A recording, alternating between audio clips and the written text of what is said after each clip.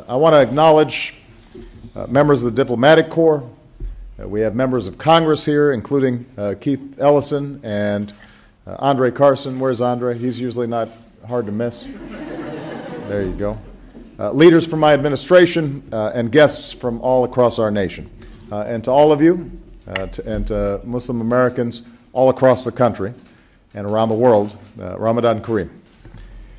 Here at the White House, we now have a tradition of celebrating the sacred days of our various faiths, and these are occasions to reflect on the teachings that so many religions share, to celebrate the diversity that defines our country, and to reaffirm one of our most deeply held beliefs, that here in America and around the world, people should be free to choose the God that they worship, however they choose, to practice their faiths freely, or to practice no faith at all.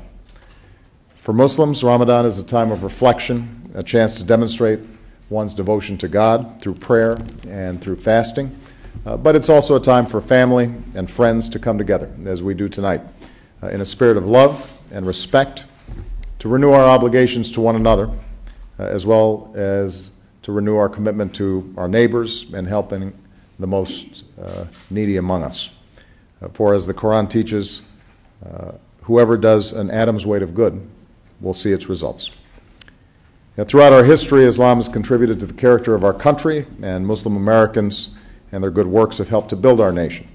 And we've seen the results. We've seen those results in generations of Muslim immigrants, farmers and factory workers, helping to lay the railroads and build our cities, Muslim innovators who helped build some of our highest skyscrapers and who helped to unlock the secrets of our universe. Every day, Muslim Americans are helping to shape the way that we think and the way that we work and the way that we do business. And that's the spirit that we celebrate tonight. The dreamers, the creators whose ideas are pioneering new industries, creating new jobs, and unleashing new opportunities for all of us. We celebrate entrepreneurs like Shazi Vishram, whose parents came here from Pakistan and Tanzania to give their children a better life. And as the founder, CEO, and chief mom of Happy Family, Shazi is a leader in affordable organic foods for children, which makes Michelle very happy. In just 7 years, she's grown to 58 full-time employees, 75 part-time working moms, and they're on track to hit $100 million in revenue this year. So no wonder she's been called a rock star of the new economy.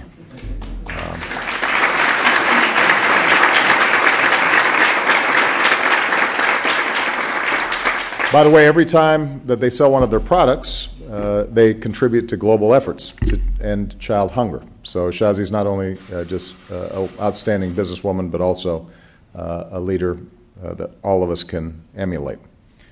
We celebrate innovators like Anum Hussain.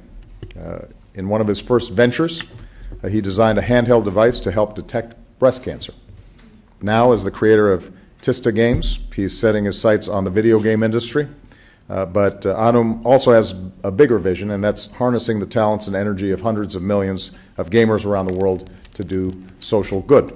And he imagines applying the same high-quality stories and graphics in his games to the next generation of educational material to help children learn. So we're very appreciative for Anum for the good work that he's doing.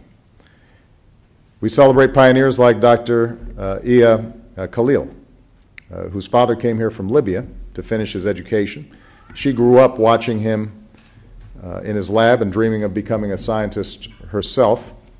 Today she calls herself a recovering physicist, and she puts her talents to work as an entrepreneur. She co-founded her own biotech research company, which today employs almost 50 people and is a leader in genomic medicine, making it possible for doctors to prescribe personalized treatment plans for patients with diseases like cancer and giving new hope to people around the world. So we thank Iya for her efforts. And so Shazi, Anum, Iya, and so many of you who have traveled here tonight. Each of you have traveled your own path, but each of you have also lived out an American story. You started with an idea, something no one had before. You took a leap of faith, and with daring and determination, you brought your dream to life. And that's what we Americans have been doing for more than 2 centuries. That's what we do every day. We work a little harder, we aim a little higher, and we keep striving to create more opportunity for our children and future generations. And of course, this isn't just the American dream, it's the aspiration of people around the world.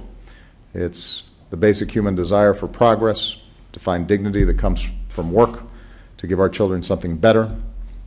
These yearnings for economic freedom and opportunity, just as much as political freedom, are at the root of so much of the change we've seen around the world in the past few years, including in North Africa and in the Middle East. And that's why, even as we support citizens seeking to determine their own destiny, a key part of our engagement with Muslim communities around the world has to be supporting economic opportunity and entrepreneurship. So we launched our annual Entrepreneurship Summit to spur innovation and business growth in Muslim communities. I'm going to be attending one when I go to the ASEAN meeting in Southeast Asia later this year. In my second term, we're going to keep helping young entrepreneurs pursue their dreams and create opportunities, the kind of prosperity that can transform lives around the world. Whoever does an atom's weight of gold will see its results. And when I look around the room tonight, beyond the communities you represent, I see all the profound good that's been accomplished.